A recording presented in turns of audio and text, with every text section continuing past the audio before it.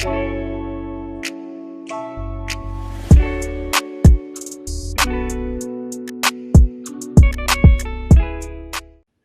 is it going, Bears fans? Welcome back to another episode of the Bear Down Podcast, where we talk everything Bears every day of the week. Today, we are back making our Week 10 prediction in the Bears' game versus the Minnesota Vikings on Monday Night Football, November 16th.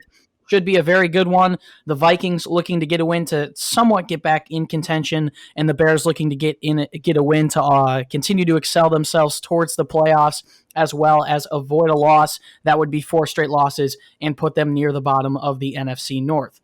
Today, to make my picks and predictions, I am joined with my co-host. I am Chris Malpe.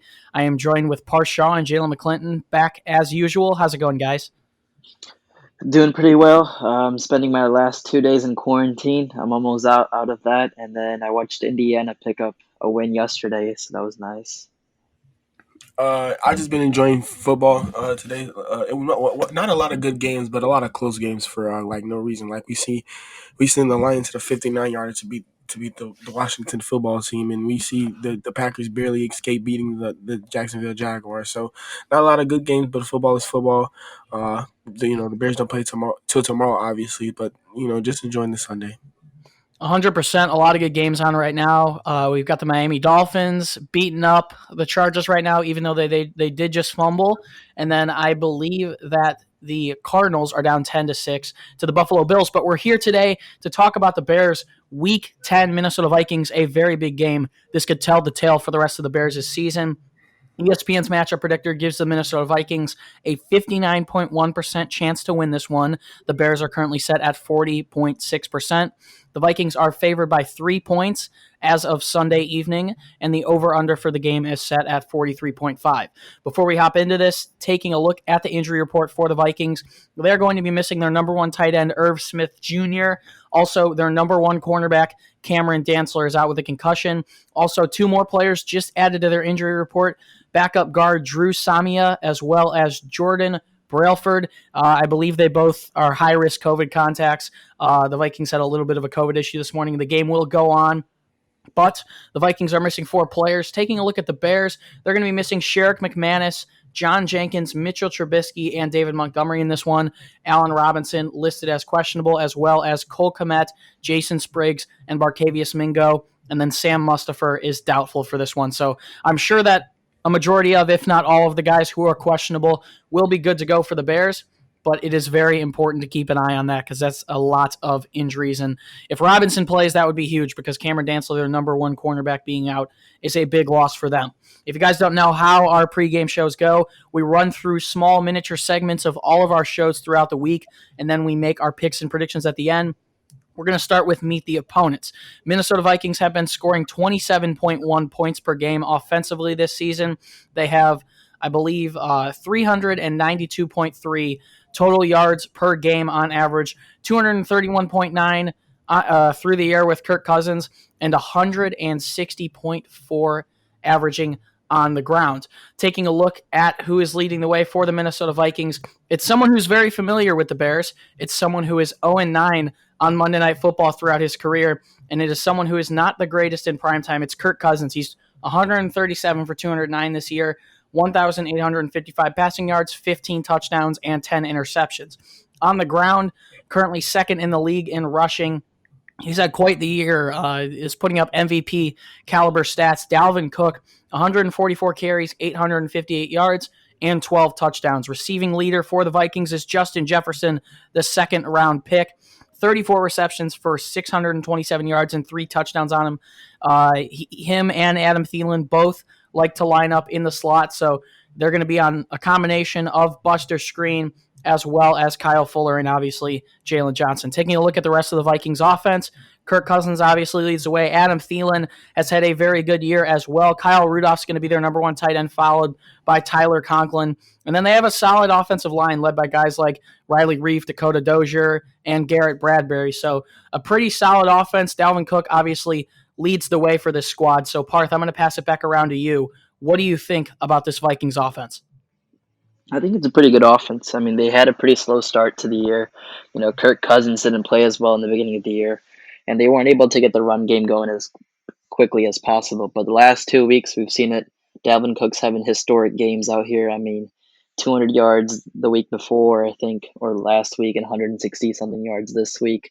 3 touchdowns, and then 4 touchdowns the week before. He's tearing it up, which helps out the other side of the ball. I mean, they're able to throw the ball every now and then. Kirk Cousins doesn't have to do as much work, which is always good for you, whenever Kirk Cousins isn't throwing the ball as much. And then to have wide receivers like Justin Jefferson and Adam Thielen is always a blessing. I mean, like I said, they're a top 5 duo. Justin Jefferson's been tearing it up as a rookie. Stephon Diggs was there last year, but to have Jefferson replace him, he's done a really great job there. And then Adam Thielen's a touchdown magnet. He's already got 7 on the year, and we still got 6 more games to go, and he could easily end up in the double digits with that. Yeah, Dalvin Cook has 369 rushing yards and 6 rushing touchdowns in the last 2 weeks alone. And that's not even mentioning his receiving numbers, where I believe he also has another score and has been very productive. So this Vikings offense is high-powered. The Bears are going to have to get the ball in Kirk Cousins' hands if they want to win this one. He's thrown on average just over an interception a game. And you mentioned it. He does have the receivers there with Justin Jefferson, who's been great, and Adam Thielen as well. But if Dalvin Cook takes over this game, I see no hope for the Bears to win it. So it's a very good offense. I do think the Bears will be able to slow him down. The 3 times in Dalvin Cook's career that he has been held to under 90 all-purpose yards have all been against the Bears, so that's a little bit promising to me. Obviously, we did have Eddie Goldman in the past, but we did hold Derrick Henry to 68 rushing yards on 21 carries last week, so containing Dalvin Cook's going to be big because he is the heart and soul of that offense. Jaylen, I'm going to pass it back around to you now. What do you think about this Vikings offense? A lot of names on this offense. Kirk Cousins, of course, he just got an extension after leading them to a playoff win against the Saints. Dalvin Cook, who's definitely in the running for Offensive Player of the Year, but he might be into MVP contention as well. 12 touchdowns in 8 games or 9 games or something like that. That's incredible. He scored over six or 7 touchdowns in the last 2 weeks alone. So he's definitely been mainly their whole offense. Of course, they still have Adam Thielen. He was just a top 10 receiver not that long ago. They have Justin Jefferson. He's probably one of the best rookie wide receivers. He was top 10 like not a week ago, like 2 weeks ago. He was top 10 in receiving yards. I don't know if he's still up there, but he's definitely not far away from that. This offensive line it's very solid. They have a couple guys here and there. I know they did just release Pat Einfline or something like that, but they have Urza Cleveland, who they just drafted in the 2nd round, so he's going to be their replacement. If the main reason they've been winning these last couple of games is mainly because of Dalvin Cook. We've seen Kirk Cousins get off to a very shaky start. He's had 10 interceptions, which is definitely tied number 1 in the whole NFL through 9 weeks. So if they want to win the game, they have to put it in Dalvin Cook's hands and take it out of Kirk Cousins' hands. But this is definitely still a solid offense all around, but they've mainly been relying on Dalvin Cook to win them games. Yeah, 100%. I got to go ahead and agree with you. Taking a look at Minnesota's defense, it's quite the different story. You really flip the script. The Bears have only been averaging 19.8 points per game, but Minnesota has allowed 29.3 points per game. Bill Lazor will be calling the plays for the Bears this week. It's a little bit promising. I'm excited to see what he can do. He's someone who likes to run a lot of 11 personnel. He also likes 3 wide receiver sets. He's going to get the ball out of the quarterback's hands quickly. He does what Nick Foles loves, a lot of RPOs, a lot of play action. I'm looking forward to that. But Minnesota's defense, obviously missing Cameron Dantzler in this one, they've allowed 422.9 yards per game, 297.9, almost 300 yards per game allowed to other quarterbacks in the air. Also have allowed on average 125 rushing yards per game. They are 21st against opposing running backs and 30th, almost dead last in the league against opposing wide receivers. Once again, they will be missing their cornerback number 1, Cameron Dantzler. So Chris Boyd is going to have to step in along with Jeff Gladney. And for how much crap Chris Boyd talked to Allen Robinson last year, I am really, really excited for this matchup. Taking a look at the rest of their defense, they do have some solid names. Jaleel Johnson, obviously Eric Kendricks, and then you got to take a look at the 2 safeties, Harrison Smith and Anthony Harris. Parth, I'm going to bring it back around to you now. We've seen the Vikings defense struggle a lot this year in multiple different games. They've been not the greatest against opposing wide receivers. They're missing Cameron Dantzler in this one. I know you're looking forward to Chris Boyd versus Allen Robinson, but what are your thoughts on this Vikings defense? They've gotten better the last two games. That's for sure. They did let up 40 points against the Falcons. They did give up 27 to Seattle. They gave up 31 to Tennessee, 28 to Indianapolis. But the last 2 weeks against the Packers and the Lions, they were able to shut down guys, two Hall of Fame quarterbacks, Aaron Rodgers and Matthew Stafford, pretty well. And another divisional game. Divisional Did games I are just always hear Matthew Stafford Hall of Fame? yeah. Exactly, Parth. Get tripping by that one. All right, keep Yeah. going, keep going, keep going. Okay, it's a divisional game. Divisional games are always played tight and tough. I think defenses always play a lot better in divisional games. In the recent history between Bears and Vikings games, defenses always prevail. So I expect the Vikings defense to actually play really well against us, and our offense is also very, very bad at the moment. So I don't expect much out of them. So I do expect the Vikings defense to have a pretty good game, if not even dominate the Bears offense. I feel like the last 3 or 4 weeks, I've continued to say that I think the Bears' offense is going to get back on pace, but I It truly never believe it does. this week. I truly do believe it this week. Parth mentioned it. Defenses do come to show. The Minnesota Vikings haven't been great in primetime games, so I do think I'll probably end up picking later that the Bears are going to win this one. But you know what? This Vikings defense, their secondary especially, has given up a ton in this one. I think I would expect the Bears to take a lot of deep shots to Darnell Mooney in this one, look to continue to get their tight ends involved. And hopefully they'll be able to get the run game going. We just saw the Bears today promote Lamar Miller up to the active roster. That's promising to me. He's had some chances in the past with other teams and has been able to prevail. 2014 with Bill Lazor, he had 1,099 rushing yards and 8 touchdowns in his best season. So I assume he'll be the bell cow back. It would be nice if the Bears would also go ahead and promote Eric Kush, but I think the Bears continue to try and get their tight ends involved. They've been doing a much better job in 2020 than they did last year at doing that. Minnesota is 19th against defending opposing tight ends, so it should be interesting. But I do think that the Bears are going to have a lot of opportunities offensively in this one. It would be nice to have Cody Whitehair back. Matt Nagy said it's kind of like a wait and hope. They're a little bit hopeful. It seems like that he'll be able to be activated. Also, hopefully having Jason Spriggs back and hopefully bringing up Eric Kush, we can see a little bit better offensive line play from the Bears here. The Vikings have only averaged about 2 sacks a game, so I do think that the Bears will be able to hopefully prevail against Minnesota's defense. Jaylen, I'm going to pass it back around to you. We've seen Minnesota be able to do a little bit better recently defensively, especially 2 weeks ago against Aaron Rodgers, but what do you think about their defensive unit, and how big of a loss, I'm going to ask you, is Cameron Dantzler for them? Well, first of all, their defense is not their defense of what 2017 when they went to the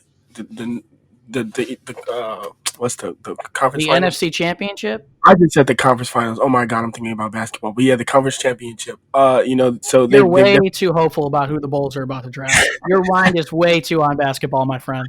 I've been too focused on bad basketball, but this is not the defense of 2017. They got a lot of key pieces. Xavier Rhodes, Trey Raines, Mackenzie Alexander. They all left in free agency or released during this offseason and replaced them with a lot of young guys. We see them draft Jeff Gladney out of TCU with their first round pick. They have Holden Hill, who was an undrafted free agent in 2017, and they also have Chris Boyd, who they drafted with a second round pick in 2019. So definitely a young guys. They still have Harrison Smith, who's definitely one of the best safeties in the league, and Anthony Harris, who's definitely underrated as well. He had six interceptions in last season, which was I think tied for first, or it was definitely close to that. Their real main problem on their defense would probably be their pass rush. Daniil Hunter's out for the rest of the season. They don't have. They just traded away Yannick Ngakoue a couple weeks ago as well. So definitely, if we're able to have time in the pocket, which is something I've said over the last couple weeks, due to the Titans not having a pass rush, and we still gave up 3 sacks to them. So I'm not hopeful, but hopefully the Bears can find a way to stop them. But if the Bears want to win, we definitely need to attack this. Or try to run the ball at least. But with the loss of Cameron Dantzler, I know he got hurt against the Packers with a neck injury. It's like a concussion. It was really scary. Thank God he's okay. But he's another young corner. I really don't expect him to have a huge impact, but he's still one of their best corners on that roster, and that's saying something. Yeah, that secondary is very weak after losing Mackenzie Alexander and Trey Waynes, but hopefully in the future these younger guys will be able to grow up and become better because they both are definitely promising, but it's going to take a little bit of time to do that. So let's head into our 3 key matchups segment of the pregame show. This is where we break down each of our most important positional matchups in Bears versus Vikings that the Bears have to take advantage of if they want to win this game. For me, I'm going to go with the overarching matchup that I talked about just a couple of days ago. It's an obvious one for me. You have to stop Dalvin Cook. He is averaging 6 yards per carry in his 7 games played, as well as 122.6 rushing yards per game, and he has 12 total touchdowns. Cook also has 1,031 yards from scrimmage in 2020, and that is second to Alvin Kamara, who's currently playing right now. But he's played another game than Cook, and by the time that tomorrow night rolls around, he'll have 2 more games played than Dalvin Cook, so that's interesting to note as well. Roquan Smith for the Bears doesn't lead the NFL, is 4th in the NFL in tackles. He's been playing great recently. We've seen a resurgence from Danny Trevathan. You have to at least neutralize Dalvin Cook if you want to give yourself a shot in this one. We've seen him go absolutely bat crap crazy the last 2 weeks, and he's been putting up numbers, and if he does that against Chicago, a team that has gotten better and I think now is an above average run defense, but if he does that against Chicago, I don't have much hope that the Bears are going to be able to win this one. You have to get the ball in Kirk Cousins' hands, and to be able to do that, you have to slow down Dalvin Cook. So Jaylen, I'm going to pass it back around to you right now. You can go ahead and agree with me, or you can talk about another important positional matchup in this game, but what is your key matchup that the Bears have to take advantage of if they want to win in Week 10 and move to 6-4? Now, I just talked about this when I was talking about their defense. They have a very young secondary. Like I said, they got rid of a lot of their veterans in the offseason and replaced them with a lot of young guys. Like I said, they drafted Jeff Gladney. He's still a rookie corner. Holton Hill, he's had his ups and downs in his NFL career, and then Chris Boyd, he was a 7th-round draft pick for a reason. So, if Allen Robinson is active, of course, with him being a veteran, being one of the best route runners, being one of the best receivers in the game in general, if we can find a way to attack those young corners and get open and have Nick Foles be able to have enough time in the pocket to deliver them a ball, then I would be very happy about that matchup against their secondary. They still have, like I said, they still have Harrison Smith, still have Anthony Harris, two ball hawks, and two people we definitely have to worry about when the ball is up in the air. But that's definitely going to be my key matchup. Yeah, Darnell Mooney is averaging 38 receiving yards per game, as well as between 3 and 4 catches a game. I assume the Bears are going to look for him a lot. He's got that game-changing, game-breaking speed, and Minnesota secondary has had trouble containing that so far. Also, Allen Robinson probably going to be matched up with a mix of Chris Boyd and Jeff Gladney. It would be nice to see him get some payback on Chris Boyd after what happened last year, and we'll go into description another day. That's a story for another day about what happened between Allen Robinson and Chris Boyd and how it all spilled over after. But Parth, I know that's a passionate topic for you, so I'm going to pass it back around to you now. What is your key matchup in Week 10? I'm gonna have to agree with you and say stopping Dalvin Cook. It's the obvious, but it's got to be the focal point. This man's been tearing it up. He could be an MVP candidate, but running backs don't get MVP awards anymore. So that's tough for him. But he's been playing only I believe 2012 with Adrian Peterson as well as 2006 with LaDainian Tomlinson. But Cook is putting up better numbers than the both of them in comparison through 10 weeks. So that's interesting as well. Exactly, but the team is 3-5, so that does not matter. But he's been tearing it up. The team's on a 2-game win streak because of him, and it's the obvious. You got to stop him. You got to let Kirk Cousins try to beat us. He hasn't been able to when he's been on the Vikings. He's 0-3 against the Chicago Bears, and it's gotten rough for him. Lots of interceptions against the Bears, lots of times being sacked a lot, and frustrating games. And I think the Bears defense can do that, but they have to stop Dalvin Cook in order to do that. In the games they've lost, we've seen Dalvin Cook held to minimal yards. I mean, the first game of the season when they lost to the Packers, Dalvin Cook had 50 yards. Second game of the season when they lost to the Colts, Dalvin Cook had 63 yards. So you got to get up ahead, score early, and then try to make Kirk Cousins beat you, basically. Yeah, let's head into our Fan Mail Friday segment of the pregame show before we close it off with our picks. This first question, and by the way, all these questions come from Instagram. You can follow me and Parth on Instagram. The links to those are down in the description. Normally, we ask for questions on our Instagram story around Wednesday or Thursday, and you guys submit them and can have a chance to be featured in a video. So this first question comes from D_Hurley30. He says, do you guys think that the offense will shine without Matt Nagy calling plays? Look, I think Matt Nagy is a great head coach. I don't think he's the best play caller. I said that in Fan Mail Friday yesterday. Obviously came out on a Saturday. But you know what? I think it's not going to shine by any means. We know that there's issues amongst the offensive line. There's inconsistent quarterback play, no matter who's starting. But I do think it can look a little bit cleaner with Bill Lazor calling the plays. He spent 2013 with Nick Foles in Philadelphia. He was the quarterback's coach for him. Foles threw for 27 touchdowns that year. Lazor knows what Foles needs to do in a system to be able to succeed. I'm sure that was communicated to Nagy, but I do think it'll look a little bit better with Lazor calling the plays, and it's going to have to if the Bears want to move to 6-4. So, Parth, I'm going to pass it back around to you now. What do you think the offense looks like with Bill Lazor calling the plays, and do you think it improves at all? I don't know how it's gonna look. All I know is the personnel is gonna be the same. I'm not too happy with the personnel we put out there, especially on the offensive line. Even the quarterback, the quarterback play hasn't been great all year. The offensive line has been terrible, bottom 5 in the NFL, I'd say. And we don't have David Montgomery this week. It's gonna be tough to get things going. Hopefully, Lamar Miller can come up big. I have a lot of hope in him. I feel like he can add a big spark to this Bears offense. And I'm hoping that Bill Lazor can do something, but I think I'm going to lean towards the side of there won't be much difference. Yeah, I don't blame you for saying that. Jaylen, we're going to skip to another question now because I'm sure you would have a pretty similar answer. But this next question comes from Hunter H.N. He asks, what do you guys think about Lamar Miller starting this week? Miller obviously being pulled up from the practice squad. It'll be his first. I would assume he'll be the bell cow back. I'm not completely sure. I know the Bears have a lot of hope in Cordell Patterson, but hopefully Bill Lazor realizes that doesn't really work out too well. So, Jaylen, I'm going to pass this one to you to answer it first. What do you think about the Bears bringing up Lamar Miller, and do you think he'll be able to be able to get anything done on Monday Night Football? Also, I don't think he would be able to. I think the last time he played was late 2019 or it was early 2018. He tore his ACL, so it's been a very long time since he's played a football game. He's basically being thrown in here with no offensive line to be able to block for him.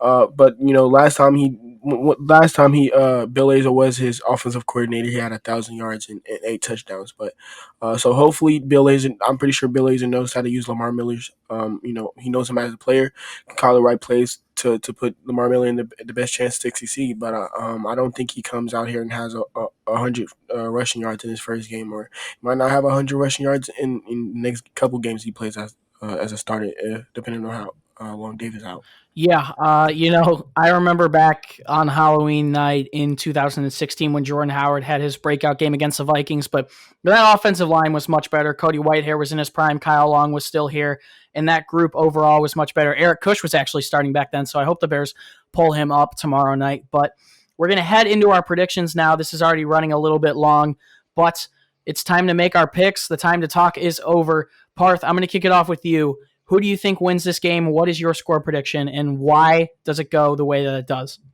Before I give up my prediction, I was actually at that Jordan Howard breakout game on Halloween. That was a lot of fun. Jay Cutler had a good night that night. Yeah, he did. We do beat the Vikings a lot. It was a Monday night game, I'm pretty sure. The Bears are 4-0 against the Vikings the last 2 years. Matt Nagy's undefeated against them. Kirk Cousins is 0-3 against Chicago. I'm going to take the Bears to win this one. Hopefully they don't let me down. I got the Bears in a low-scoring game, 20-17. Hopefully they can pull it out at the end of the game. Yeah, I'm going to go with the Bears as well. You know what? My picking streak has gone raw because I continue to have false hope in this team, but I do think that they get it done on Monday night. I think they do a good job at bottling up Dalvin Cook. I think hopefully back in the orange jerseys, back on primetime Monday Night Football against the Vikings. We remember the last time the Vikings played the Bears in primetime when the Bears were winning the orange jerseys. I believe that was November 18th, 2018. Eddie Jackson had a pick 6 to seal it. I talked about that a couple of days ago, but I think the Bears get it done in this one. I'm going to agree with Parth. I think it's a low-scoring game. I'm going to go 24-14 Bears. I really do think they do a good job at shutting down Minnesota, and I think they get a win here to move to 6-4 and keep the playoff hopes alive. So, Jaylen, It's time for you to finally pick. What is your pick in this one? I'm gonna go with the Bears. I know we didn't record a pregame show, but I did have the Bears winning. Obviously, it This didn't is go the my way. pregame show. I'm talking about last Oh, week. no worries.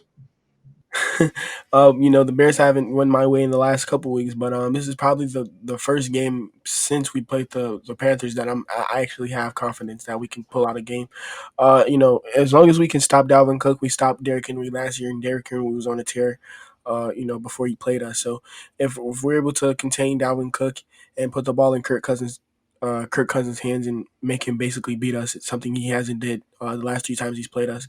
I'm very confident in our ability to win this game, but I'm going with the Bears with a win here, 24-20, and yeah. Yeah, Monday Night Football, the time to talk. We've got about 27 hours until kickoff. The time to talk is over. I say it after we make our picks at the end of each week. But thank you guys so much for tuning into our Week 10 pregame show. If you want more content from us, head over to our website, beardown.com. We're going to be posting pregame articles to get you guys ready for the Week 10 matchup between the Bears and the Vikings. If you would like to find us on social media, I'm going to drop it on here for those of you guys who have been listening late.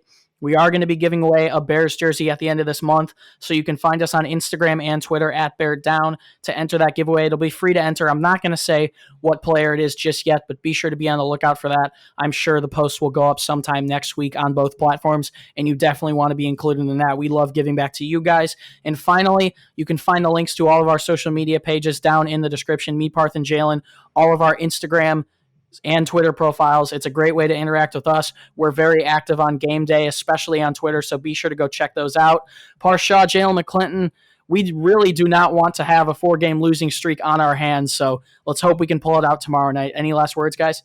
Yeah, like you said, we do not want a 4-game losing streak. That would be the absolute worst. Last year I think the Bears had a 3 or 4-game losing streak, and then you were able to turn it around. But it was too late. This time around, we do have some hope. There is some time left. If you want to win, it's got to be now, and it's gonna be a tough game. But hopefully they can pull it out on Monday night. Yeah, hopefully we can. Definitely going to be a very good week for me. Of course, the Bears play tomorrow, and then 2 days after that, it's the NBA draft. Well, let's hope the Bears win, and then the Bulls make quite a good pick. Yes, that's what I'm hoping for. But me being a Chicago Bulls and Bears fan for like almost 8 or 9 years, I've been disappointed most of the time. But it's a new year. It's 2020. Anything can happen, right? Absolutely. The Bears will look to bounce back, moving to 6-4 tomorrow night. A very big game. I would like to say before we end this one off, we're going to try and start live streaming games soon. Parth and I go home from college later next week, so hopefully this winter we'll be able to get you guys in some live streams if you're interested in that.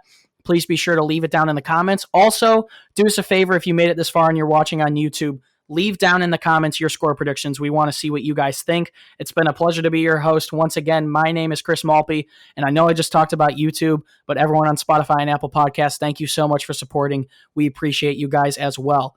Bears fans, as always, do us a favor and stay safe and bear down. Let's bounce back and get a win, and we will see you with our Week 11 coverage. It's a bye week, but we will see you then. Peace.